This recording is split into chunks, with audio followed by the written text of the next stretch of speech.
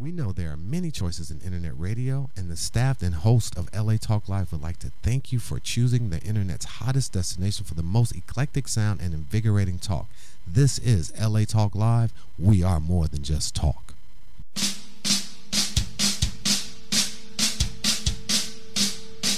Hello, this is Tika Lark Fleming with MPC presents the Black Grrrl Show. Today we have an exciting show. We have Denise MacGyver from CAM, and we have Hassan Jamal of the Subway Shakespeare Company. But first up, we are going to do Breaking the Table. And today's Breaking the Table is, it's not racism, it's misogynoir. In high school, me and my friends watched a drunk, barely conscious girl be raped at a local college party. What we thought was, better not be drunk at a party. When I was 17 and worked at Darby Park as a camp counselor, the director was being nice and took me home. Before he took me home, this 40-year-old man put his tongue down my mouth. And what I thought was, better not ask for a ride home, because apparently that's a green light. That was in the 90s. Why don't people tell? Why didn't people tell on people who lynched people? Why didn't people rise up when there were colored drinking fountains? How did the Nazis take over? How did the Indians get murdered? We come from a long line of people who didn't tell. It's part of human nature to be silent in the face of power. Power being the institution. In the U.S., the institution is white, male, and rich. People don't rise up when a culture supports oppression. When you tell against oppression and an institution, you get squashed. Hopefully the harassment of women will soon be looked at as racism, as something that is wrong, not something that is brought upon yourself. Sexual harassment is not viewed as being as bad as racial harassment. But from here as a woman, a black woman, it's just as bad. Do you want to die by fire or drowning? That's the difference between sexism and racism to me. I am not white. I can't speak from a white woman's perspective, but from a black woman's perspective, it's very little difference. In this day and age, I can't believe that men are still saying, why would a rich, successful man have to rape someone? Let us dissect that question. Why do you assume that rich and powerful means that women wouldn't say no or couldn't say no? How little such a person must think of the woman gender. Many women marry and love poor men, ugly men, fat men. So why would rich give a man so many more choices that he could buy love? You can't buy love. You can buy silence, indifference, and tolerance of you, but you can't buy love. But why would you assume rape is about love or sex? You are right. A rich, successful man can pay for quote-unquote sex. But it isn't about sex. It's about uppity women who talk too much. It's about making sure your underlings know you can do whatever you want to whomever you want, and it's about the person who's being raped being an object. It's about stripping away a person's humanity. Rape is not sex. It's about power. It's about breaking people. The act is not sex. Just like murder, the weapon used does not change what it's called. A gun, a knife, or poison, it's all murder. Using physical intimacy to subdue a person, control a person, to gain ownership of a person, and or assert your power is rape. So even if you get consent, the person is sober and awake, you can still rape a person. There are no get-out-of-jail-free cards in depravity. You may never get charged, but you know what you did. There have been quiet stories about Cosby for a very long time. Just because it hasn't been talked about in your circle doesn't mean it hasn't been talked about. It has been talked about for a long time. Black women were raped by Cosby too. When you defend Cosby, you're not defending blackness. You're defending a raping, perverted person whose politics are as perverted as his perspective on employer-employee relationships. I know the black status quo puppets don't like us to bring this up, but women matter too. What happens to us matters too. Rape was an insurrectionary act. It delighted me that I was defying and trampling upon the white man's law, upon the systems of values, and that I was defiling his women. Eldridge Cleaver. But where did he start? Where did Cleaver start his raping spree? To refine my technique and modus operandi, I started out by practicing on black girls in the ghetto. That's another one of misogynoir's heroes. We're not even good enough to rape. We're practice rape to sexism that controls inner city USA. Our pain is just as real as yours. Just because we don't get murdered in the streets doesn't mean that we're not getting killed too. And that was Breaking the Table. And up next, we're going to have Hassan Jamal.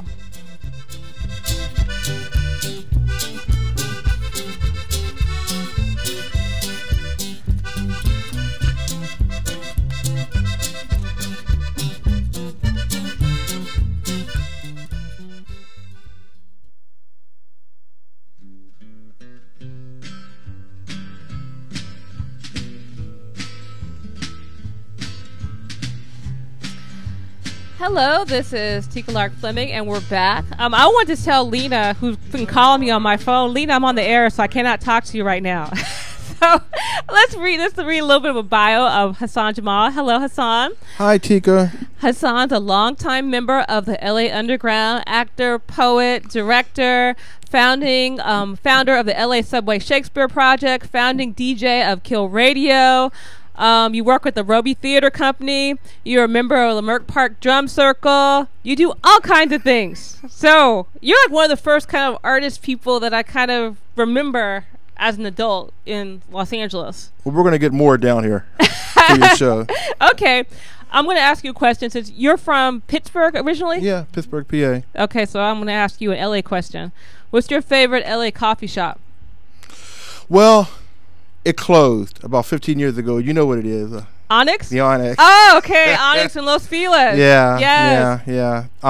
Where a lot of careers got started. Mm-hmm. Actually, Stu, who had the Broadway play Passing Strange, mm-hmm. He went to Hamilton High School, but he got a lot of his impetus to write that play at the Onyx in Los Feliz. Yeah.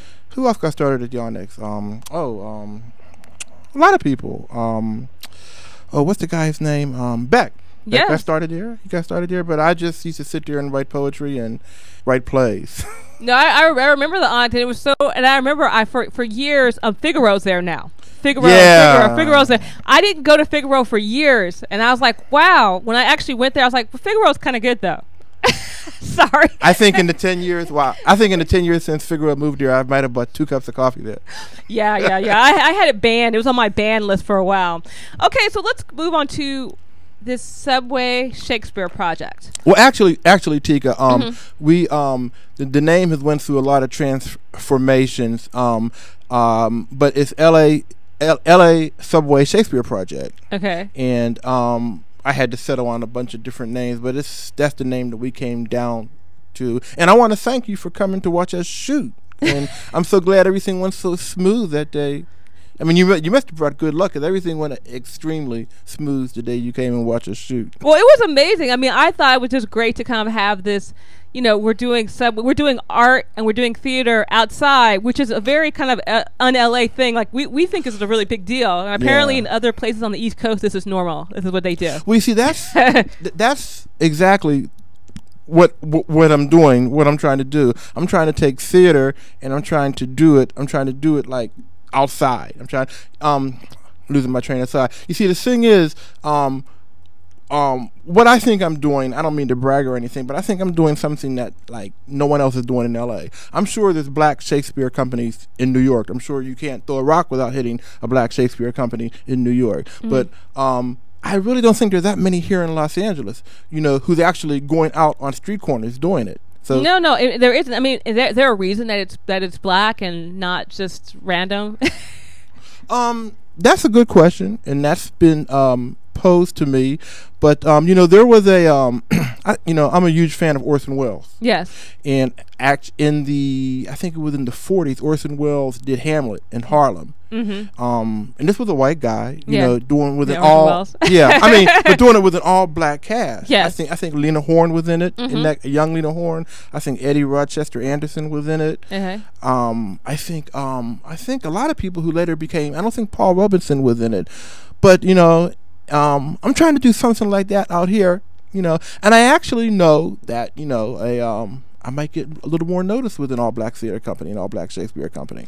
Oh, so you think it's a positive? You're like, some people are like, well, I think I'm gonna limit myself by making it black, but you think that's gonna make it like have more like cachet to it or something like that? Yeah. Yeah. And it's like I want to show that. That we can do this. Yes. Well, also too, I mean, you work with a lot of actors from the Roby Theater Company.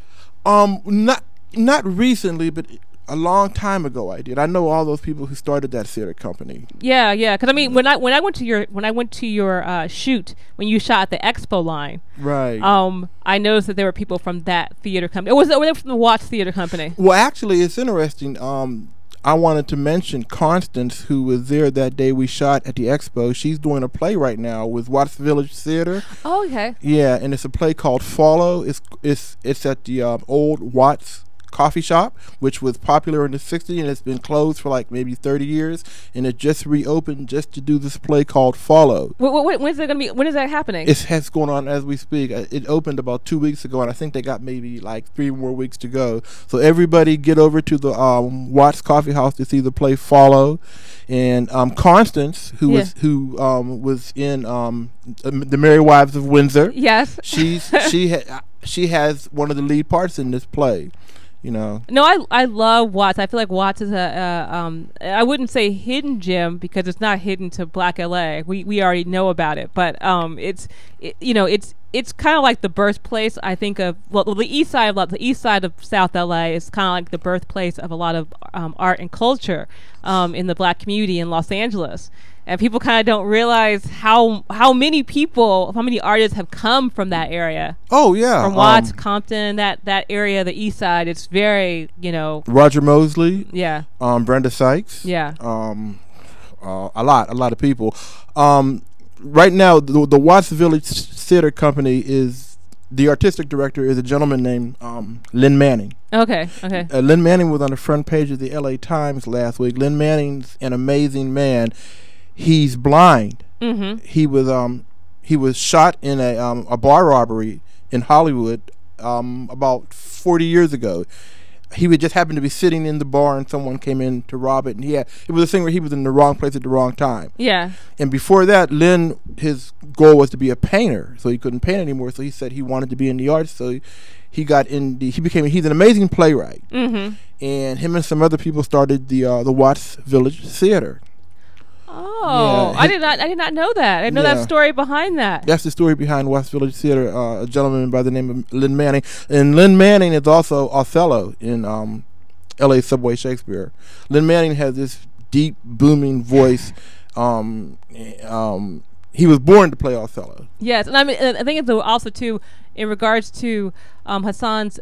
Shakespeare, his different. You actually record these and you archive them. So I'm going to actually link them beneath this video so people can actually see them because they're actually good productions even when you're not there. It's fun to watch it live, but it's also fun to watch it like on YouTube and. Oh, thank you. Yeah. I was very entertained. Thank you so much, Chica. Because I don't mean to sound selfish, but I get a lot of mixed emotion. I mean, it's a one-man shop. I mean, I'm doing everything. I mean, my training is more as a director and as an actor. I'm the cameraman on this. Yeah. And I'm the cameraman because I'm shooting it in a style, cinema verite, that I want. There's a certain style that I want. And, a lot of people say, well, Hassan, there's too much noise in the background. I want that noise. Yeah. No, because that's like life. And I think that's the thing about Los Angeles. We're so used to being isolated and not having noise, not having people around us, not being. I mean, I would tell you the story how I when I was growing up, how I went from, my house to my mother's car to school and back, and as far as like touching the sidewalk, that just did not happen. I know. Actually, I have another friend who he just won some awards for. He's a cinematographer. He shot a couple things for PBS, and I mean he wants to come in and shoot a couple of my Shakespeare's. And he's a gentleman he's an amazing cinematographer. I might let him because he's a good friend of mine. I've known him for like about 20 years. He knows how I want to shoot this. He's probably the only other cinematographer who I might let shoot it. Okay. And then I could probably just sit back and direct, But it's amazing because I actually became a DP doing this, and I am not a cameraman. I'm basically an actor and a director. No, I have to say, you're amazing. Just how you have been kind of like on the edge of the avant-garde underground for years, and you're doing so much stuff, and you do it in such a positive way, and you're just kind of like, I mean, how do you kind of like stay focused and stay? Well, that's it.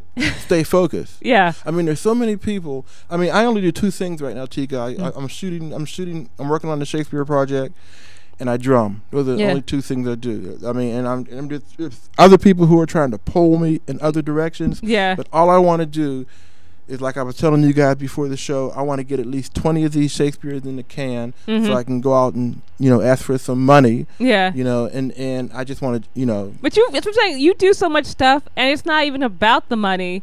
You do stuff because you like to do. I mean, I'm not saying that. I'm not trying to make you not make money, but I'm saying that's like that's such a small goal. It seemed like to me like your whole thing is creating art, because you do a lot of things that you probably could make it more, I guess, marketable, but it wouldn't be as artful. I mean, even like, you know, you founded Kill Radio, and I mean, not founded, you were founding DJs. I was one of the, it was like, it was, in all honesty, it was like about 10 DJs, Yeah. Amazing people. Yeah. Yeah.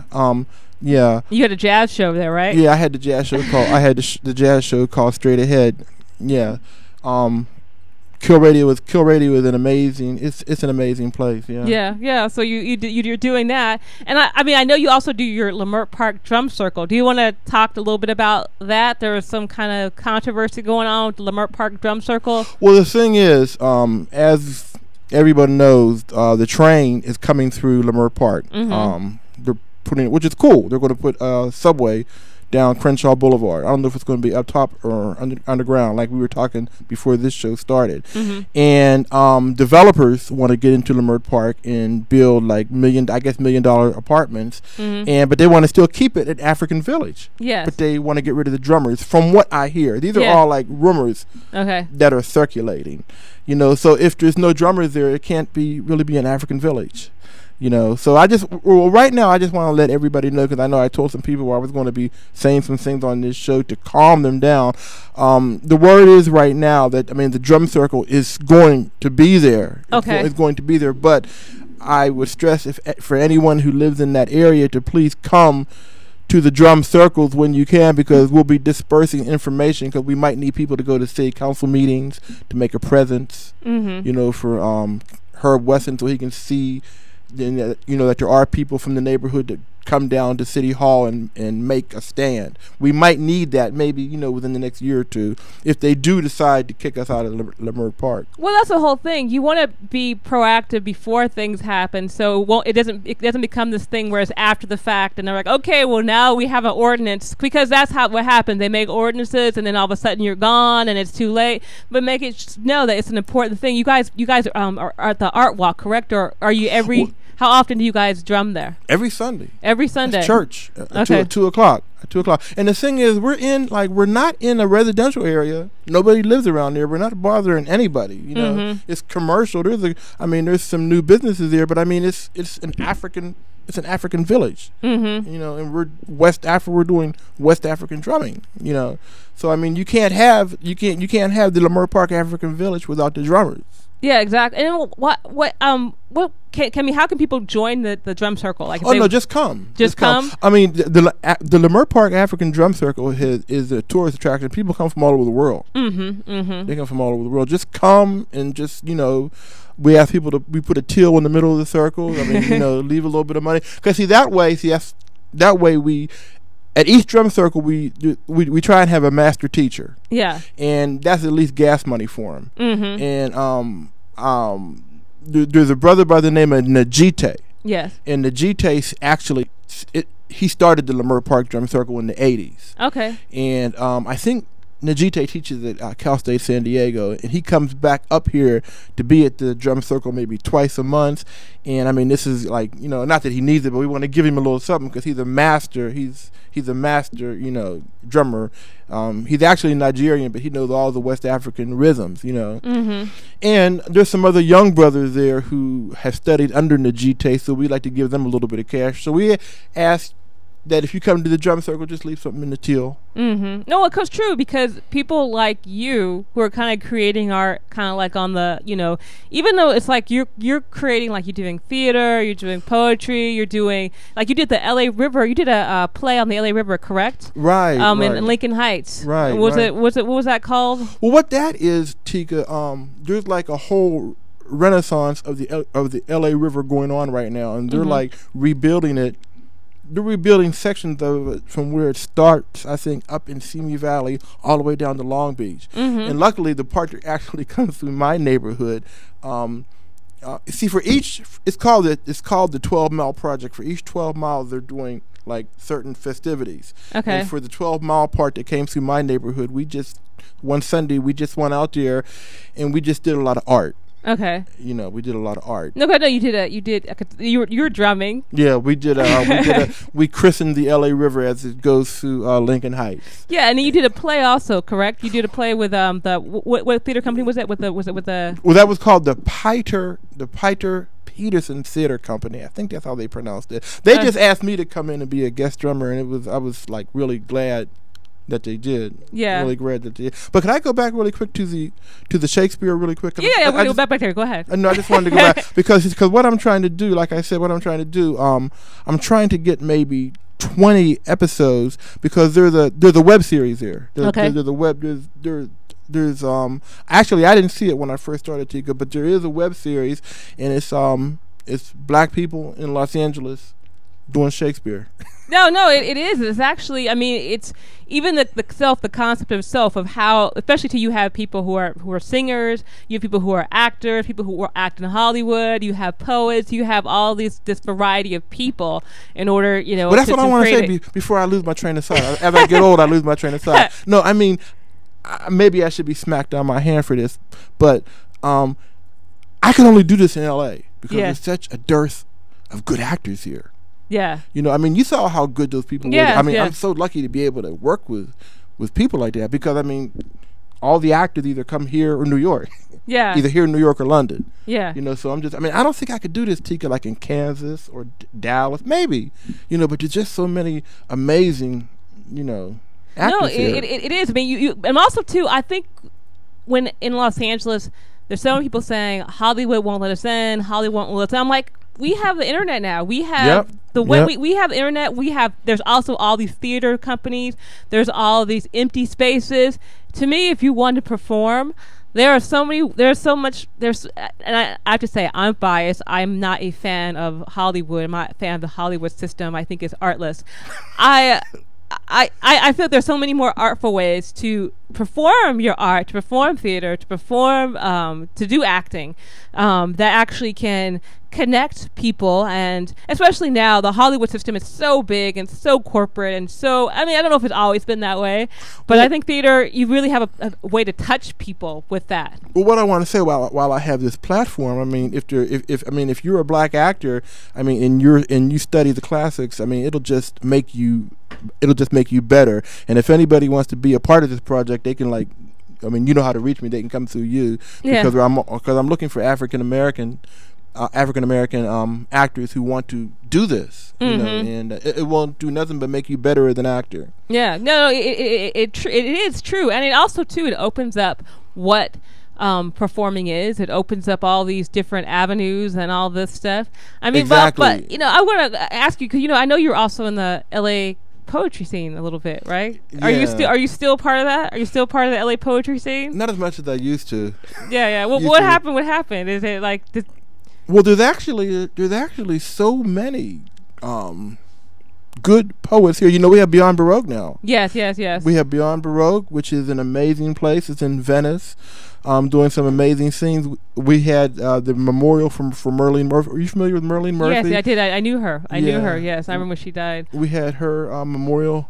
I was in love with Merlene Murphy. I still can't believe she's gone. But we had her memorial there, and for anybody who is up and coming poet, please go to Beyond Baroque in Venice, and a lot going on in the poetry. I'm not really as active in the poetry scene as I used to be because I'm just more into the working with this Shakespeare project right now, which is poetry. Yes, it is poetry. Oh, and something else. I want to thank you for that the piece that I stole from your Facebook on Paul Robeson. Oh, okay. Because when you speak of Othello, you speak of Paul Robeson. Yes, exactly. I mean, and I want to thank you for bringing art to Los Angeles. Not like you brought art, but the fact that you are kind of underground, independent, and you've been doing it for so long, and hopefully, I don't know if you want more props or whatever, but hopefully you'll get more recognition and more support. And because I mean, there's not many people who are like you, who are very just about the art. That you're like a rare person in Los Angeles. Oh, well, thank you. Well, you see, the thing is, Tika, no one's going to do what I do unless I do it. Yeah. I mean, I went out and invested in a camera, and luckily I know a lot of actors. Yeah. So and I know a lot of good actors, and they wanted to be a part of this, So I got to get them when they're available. Yeah. So it just so happened that those people were available. I don't know if the very first one we did Richard III. There were some people who were involved in that project who they helped me get this thing off the ground. They did like the first 4, and then because they work in film and TV, so they had to go back. I mean, I couldn't have got this off the ground with them. Yeah. They're just like they're amazing actors. They were African American theater actors from New York. And hopefully they'll come back. But like I said, I'm always looking for if you're an actor and you're interested in doing some Shakespeare, And as I said, I will put the link beneath here. And let's one more time talk about the Watts Coffee Shop or Coffee House, and where's that that's running through. It's going to be going on for at least 3 more weeks. I'll give you the exact address when the show's over, and you can put it on your page too. Okay. But it's an amazing play called Follow. And it's going to be running for about 2 or 3 more weeks. And please, people, give money to Watts Village Theater, because they're about helping the kids in Watts. It's all about taking those kids off of the street and teaching them art, teaching them. I saw some amazing young kids in plays at Watts Village Theater. Okay. Roger Mosley came out of Watts Village Theater. Yeah, a lot of people came out of. Just Watts in general, just Watts. I want to do something on the Compton Art Complex at some point. So thank you so much. Do you have anything else to add before we wrap up? No, just thank you to you and this amazing Talk Live. I love this studio. I want to come back. Okay, all right. Well, you will be back. Thank you so much, Hassan. You can stay right there. We're gonna go on a break right now. This is LA Talk Live brings MPC Black Grrrl Show every Thursday at 7 p.m. Thanks. Still can't figure just what you did wrong. You were 19 years old with your whole life ahead, and with 23 bullets, 4 cops shot you dead. Yeah, you sat in your car and a seizure took hold, and your kin tried to wake you as you shook in the cold. Yeah, the doors were all locked and you wouldn't come to, so they called the authorities to help rescue you. In the Riverside 4, they soon did. The doors were all locked. Yeah, they rushed to the car and pushed family aside. Now a 38 pistol laid there on your seat. Yeah, you foamed at the mouth and your future looked bleak. And the Riverside 4 started rapping on the glass.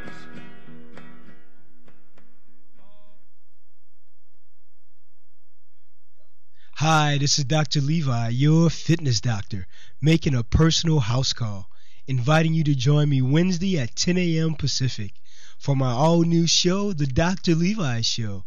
Join us as we discuss fitness, health, and well-being, including emotional and spiritual health.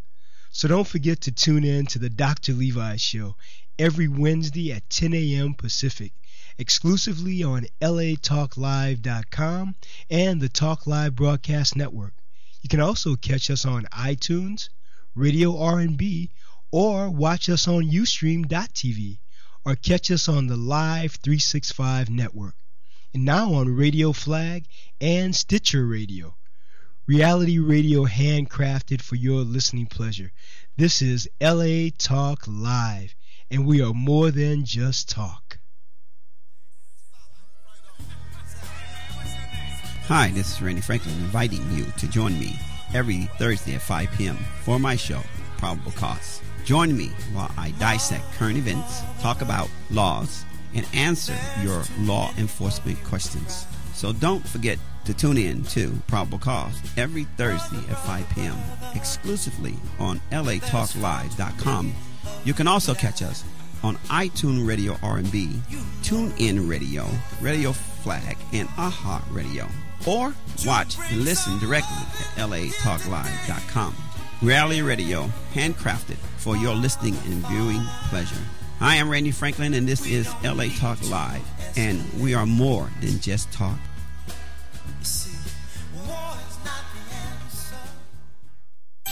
Hey y'all, I'm Shaquem Williams, and I'm the host of The Shock Factor here on LA Talk. We broadcast to the world every Friday at 8 o'clock Pacific Standard Time. Live music, live performances. We're just live. Chef Momo, Erica Ash, and once again, your host, Shaquem Williams. So come join us every Friday here at LA Talk Live, the world-leading broadcasting internet radio station. The Shock.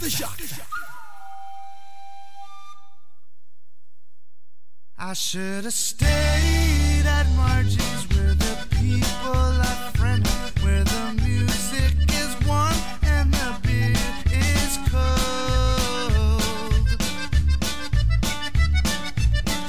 Hello, this is Tika Lark Fleming with LA Talks MPC presents the Black Girl Show.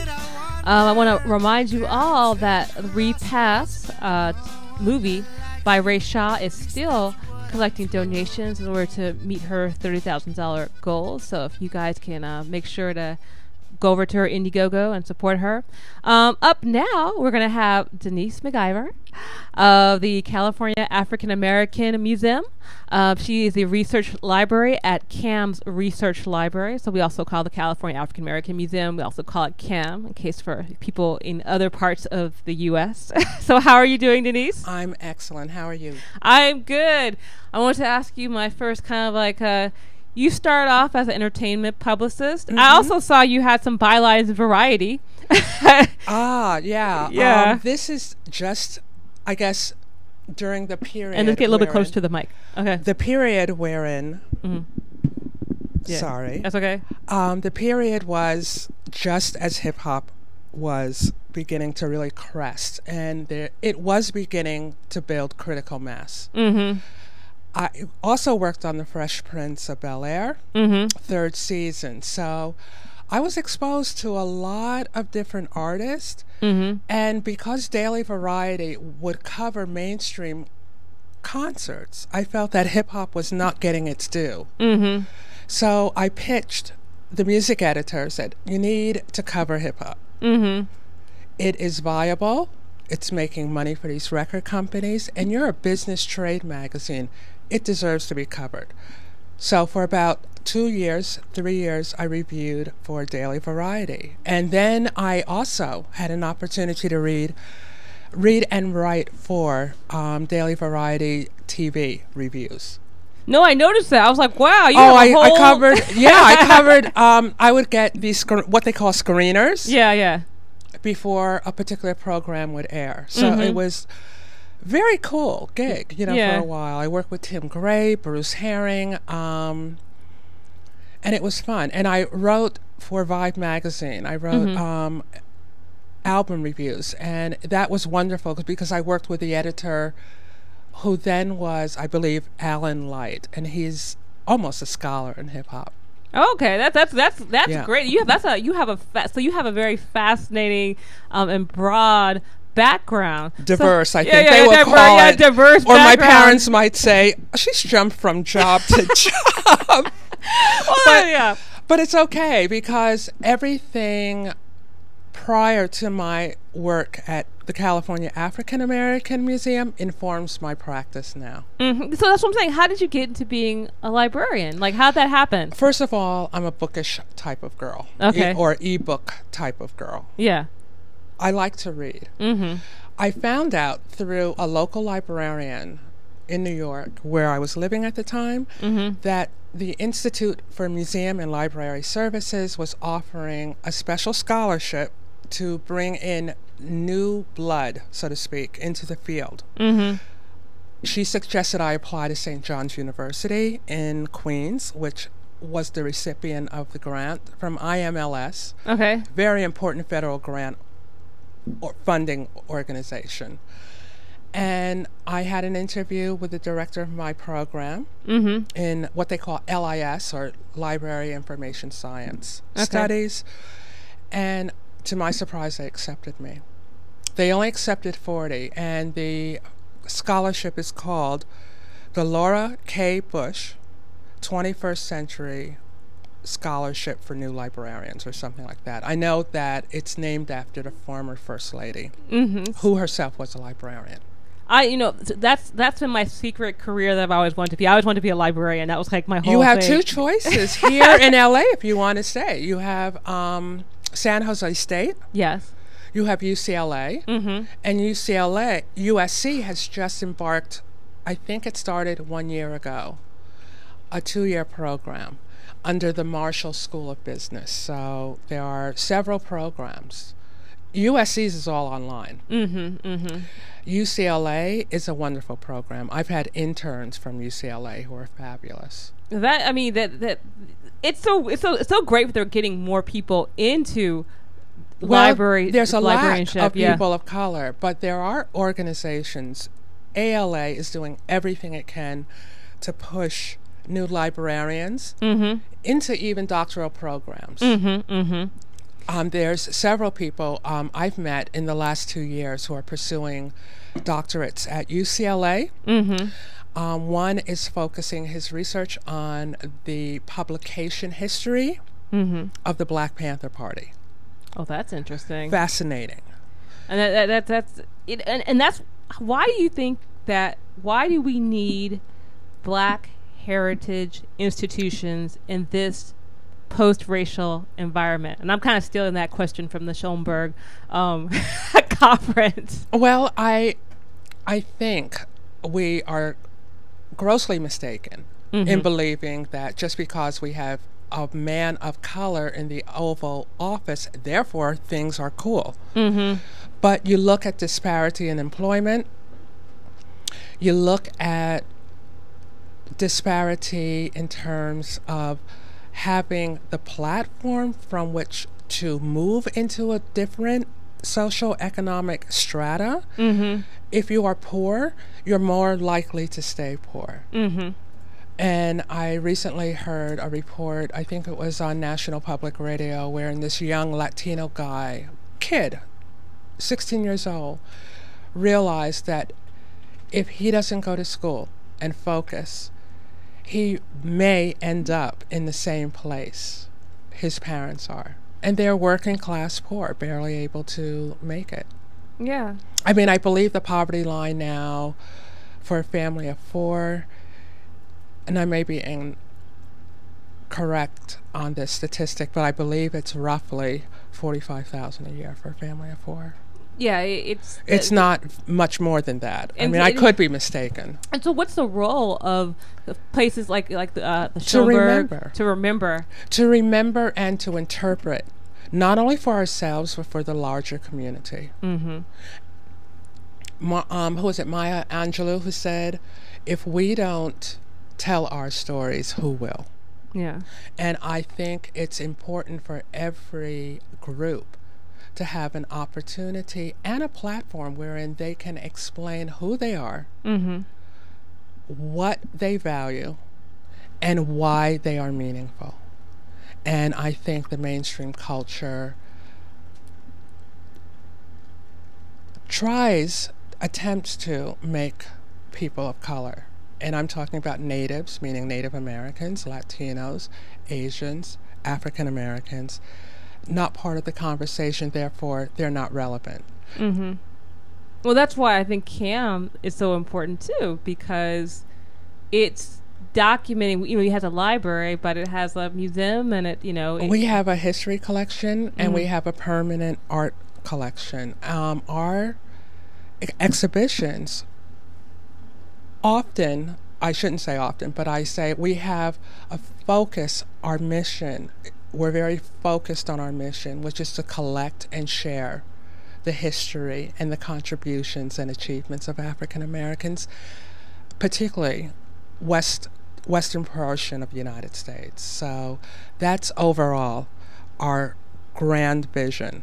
I think on the nano level, we also want to explore other cultures. And last year, we were honored to have a major exhibition on the art and spirituality of Manuel Mendive, who is a black Cuban. Some folks don't realize that there are black Cubans. If you look at Miami, you would only think they were sort of on the lighter side of, the wider side of hell. Yeah, well, you know how in Los Angeles we have a very narrow view of what race is. We do. Well, as far as Latino and African American, we have of African descent and Latino descent, we have a very narrow view in Los Angeles. That is changing, though. About 2 years ago, I think it was in the summer of 2012, Los Angeles Magazine did a montage cover of a young woman who part of her face was black, part of it looked Asian, part of her face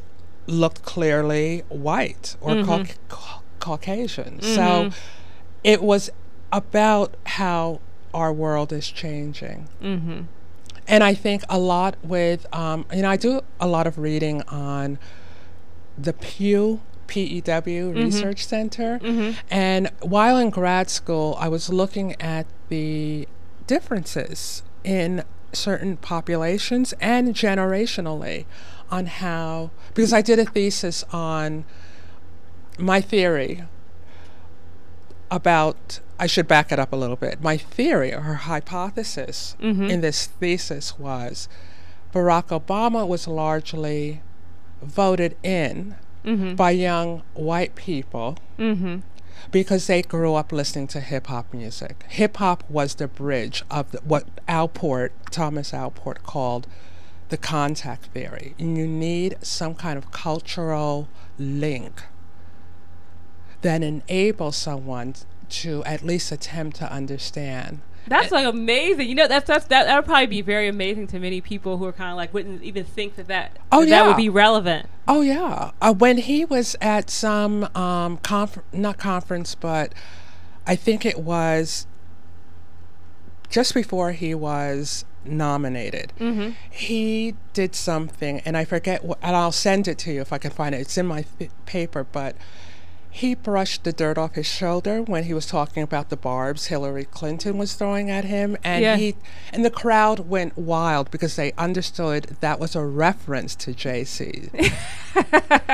Because Barack said, sometimes you just got to, and he flipped dust off his shoulder. And the kids got that.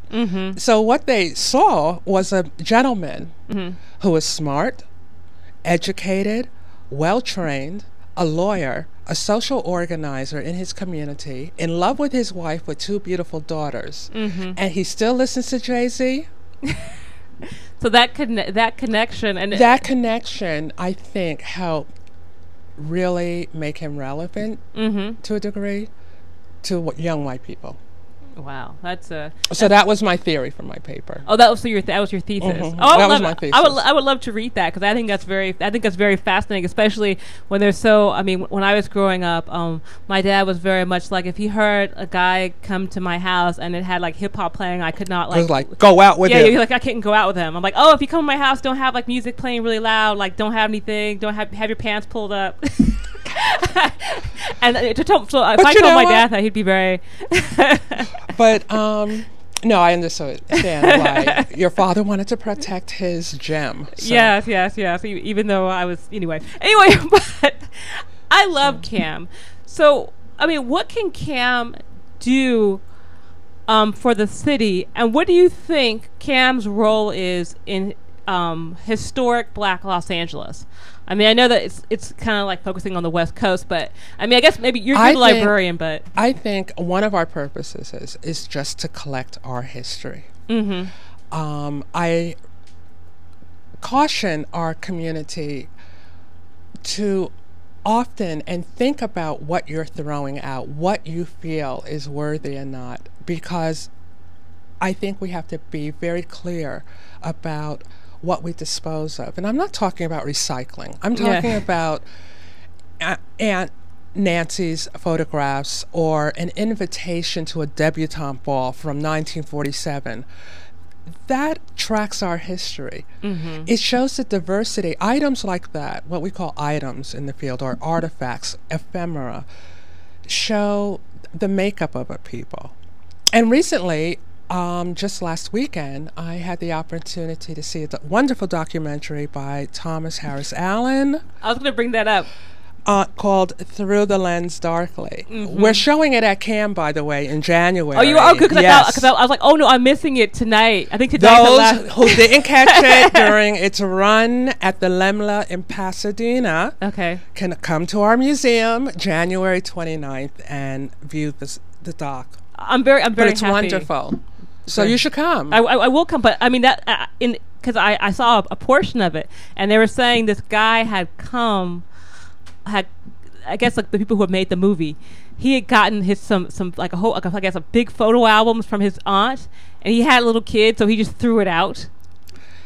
Don't throw. I hear stories like that, and well, you know what they're doing. Mm-hmm. They're trying to collect more of our visual history. Mm-hmm. They have an initiative ongoing called Digital Family Reunion, mm-hmm. and you join it.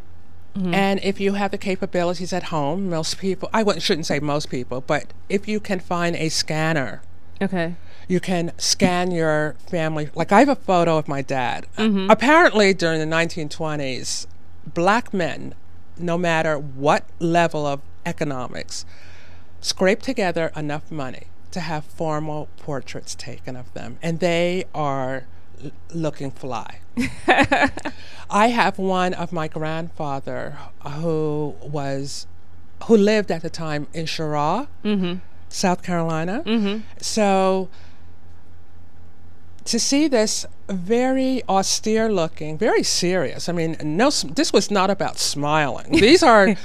This is for posterity. Yes. And so they were very serious, and they were well dressed. They might have been railmen, linemen. Mm-hmm. They might have been Pullman porters. Mm-hmm.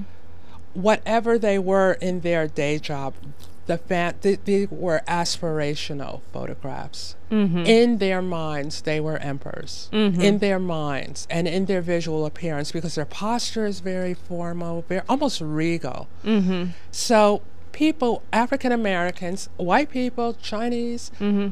Digital Family Reunion. Check it out. And Mm-hmm. please see the film, because it does tell the history of black photography Mm-hmm.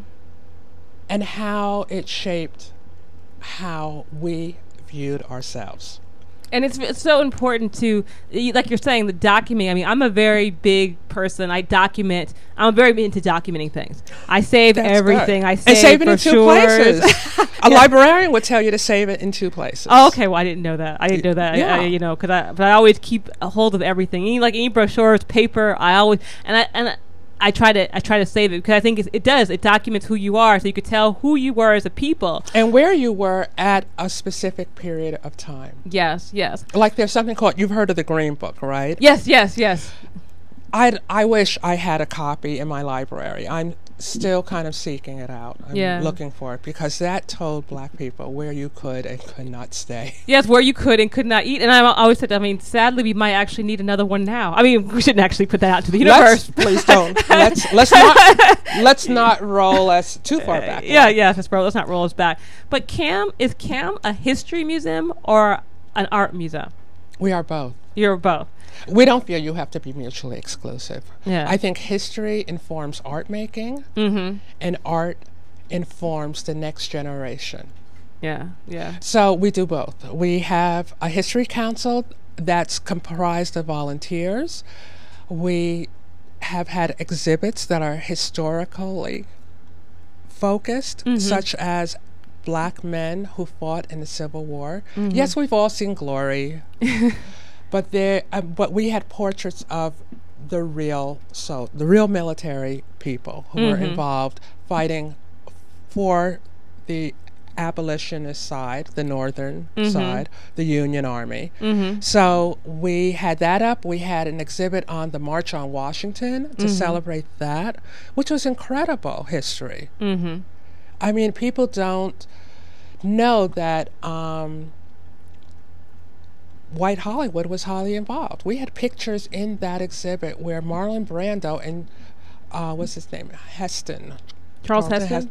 Charlton Heston? No, Charlton Heston. Yeah, Charlton Heston, yes.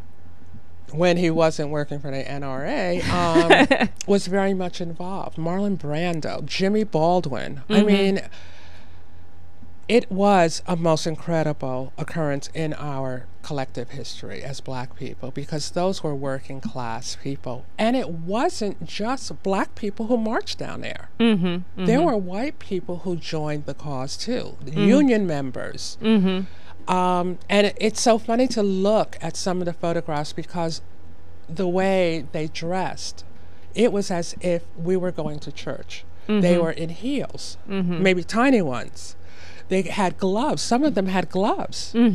Some of them wore Sunday hats, not the big feathery ones, but, you know, smaller, more tasteful, not the gigantic, ostentatious Easter Sunday. They carried purses. These were a people who were ready to take it to the next level. Kids talk about taking it to the next level these days. These were people who were ready to go to the next level. Yeah, and it was a beautiful building of a mass movement. And that's why museums are important, just to kind of document these things and to show these things, because I also think that sometimes on the internet, everything becomes so big. And I think that that's another question I have for you as a librarian. In the digital age, how are we going to archive our, when you're getting invitations via Facebook, when you're kind of, everything is kind of like you're taking pictures and all your family photos are on Instagram, how do we archive that? How do we decide what to archive? How do we do it? Well, you have to decide whether or not you want to store it in a cloud, which is becoming very inexpensive these days. Most people could probably afford it. For how much does it cost? It could range depending. I know Amazon has a system. There are other systems out there. There's open source, which is a very big movement right now in what we call content management systems, and I've been investigating that myself. There's one called Omeka, O-M-E-K-A. There's something called DSpace. Most of them are free. You can try them out even for free for roughly 30 days to see if it fits. But how can you how do we decide what to keep and what not? I mean, what is meaningful? And to think like a librarian or a knowledge professional or information professional, which is the new language today. How will it be used 5, 10, 20, 50, 100 years from now? We don't have room in our institutions to say. That's why I think the cloud is a boon to archivists, because there you can have unlimited storage space. As long as you organize it correctly. You have to organize it. You have to create what is called a finding aid. Most institutions have them. You have to be clear about what kind of metadata you're going to add, because people have been, using this term quite frequently in the last year because of what Edwin Snowden did. So metadata simply is data about data. And what you're doing is making it granular so that when someone has to search for something, they can search on a variety of terms. Okay. It just seems so... It's not as technical as it sounds. It's actually pretty intuitive. You just have to think forward. Well, my problem would just be deciding what to keep. I just to decide. I mean, like you said, I understand in regards to what's important, what's going to be for 5 years from now, 10 years from now. Well, you have this show. You're going to archive this show eventually. Yes. You're going to keep it in two places, maybe on the cloud, maybe as an MP3. Yeah. Or keep it on a CD. Yeah. Depending on. CDs, we're trying to predict what the next big thing is in terms of storage. Mm-hmm. They think that CDs have at least a shelf life of 5 to 7 years, meaning it won't deteriorate or degrade. But in 5 to 7 years, it will do that. Photographs degrade because of the film on them. So I would recommend to anyone interested in creating a personal archive, scan, create your JPEG, create your TIFF, what they call a TIFF file, keep it in 2 different places, if you can, have an external hard drive on which you store everything. And then also, if you can afford to do so, create an archive in the cloud somewhere. So this is I want to know, how can we support CAM, the California African American Museum? How can we support your organization? In several ways. Okay, I think one, see the good work that we do so that you understand why our mission is what it is. 2, fundraising. Everybody knows that every museum on the planet is gone because we had a great recession. Giving was down, and I just read recently that even among the very rich, giving is down. And we're not talking about the Warren Buffetts, the Bill Gates, the Elon Musk. We're talking about people who have sufficient income that they can pay cash for a Jaguar. They're still very rich. But their giving is even down. The stock market has been very volatile in the last 2-3 months. Today it did well. For whatever reason. I can never figure it out. Can you? Can you ever figure out why one day when they hear really good news, the NASDAQ drops 26 points? And I mean, it depends on what it maybe depends on what they. It's good news. Yeah. Oil prices are down, and why are we having all this volatility? But getting back to your question, not meaning to digress too much. I think giving is important. If you can make a donation to an institution that you care about, we can always use it. We know that funding, I just checked recently with the State Librarian of California. There is no more money for what is called LISTA grants, which are grants to help upgrade technology. And the LISTA grant money that may be coming down might be cut somewhat. It's going to be less. So we need people to take up the slack. We need people to support culturally diverse and important institutions. And however, is it meaningful to you? How would you feel if CAM went away? That's why I keep telling people, if CAM was gone, what would happen in regards to... We would have no major world-class museum dedicated to the art and achievements and the history of enslaved people. It would be dangerous for LA. Yes. It would be. Yeah, it would be. So exactly. This is the time of year that people look for tax deductions. Write a check to CAM. It doesn't have to be $1 gazillion. If you can pop a $20 check in the mail, we'll put it to good use. If you can do better than that, bless you, and send it on. Send it on. Our address is. I will put that up. I mean, I tell people too. I always tell people, join the museum. Join us. Yeah. We have a very low, what I call fee structure. Yeah. Students can join for as little as $25 a year. I actually think you guys should actually up your membership prices. I think well, it's you too have low. to talk to our I think it's the too director low. of our foundation about that. Because people who could pay. But you have to remember, we're a free museum. Yes, yes. We are state funded. And we want to raise money to help keep our doors open. But it's your museum. Your tax dollars pay for those exhibitions. Your tax dollars keep the lights on. But that does not mean that we could not utilize funding from other sources. Well, you look at LACMA and they have extra funding. So you look at LACMA and what's his name, Perenchio? Yeah, I think who so. just donated like $50 million worth of, but it's all contingent on how they build their new building. Yes. They will not get that. So it's not a done deal. So maybe we need to.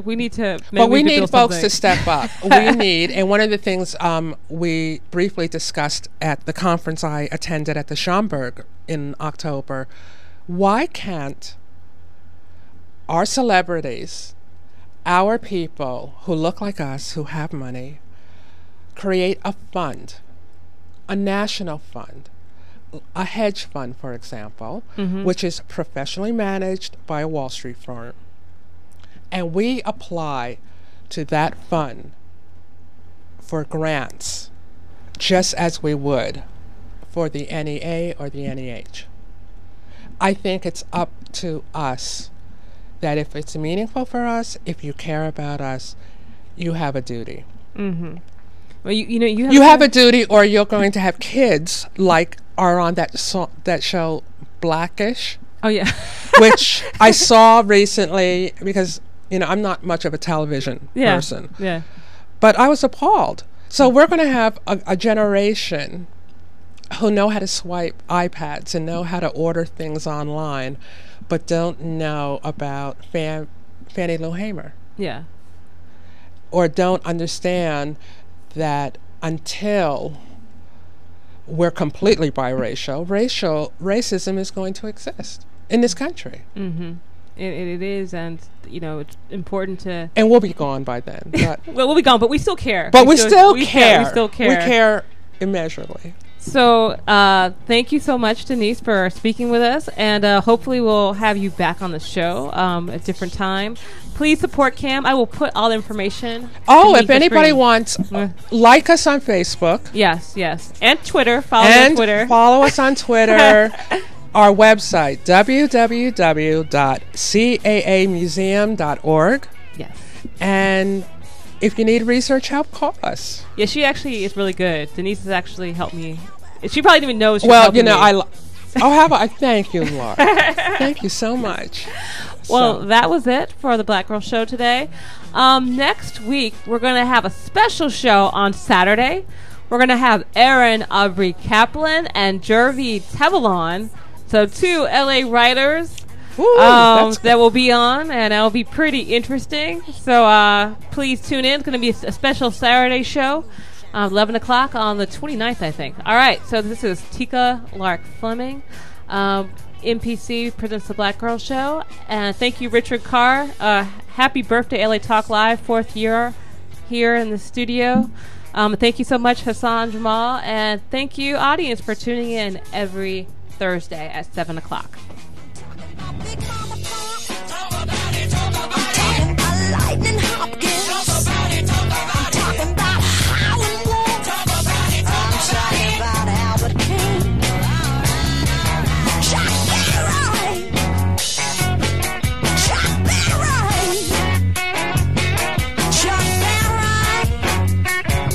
Sweet 16, and that's why they say I'm different, and that's why you think I'm strange. I'm talking about T-Bone Walker, I'm talking about Muddy Waters, I'm talking about Lead Belly, Sanitary, Brownie Boogies, and Austin Freddie Kane.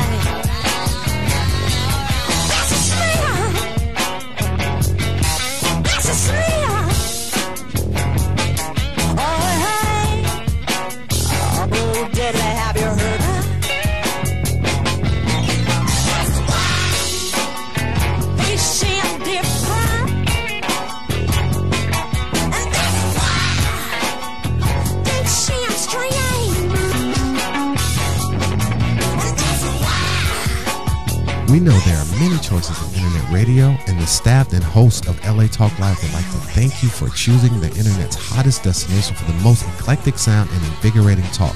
This is LA Talk Live. We are more than just talk.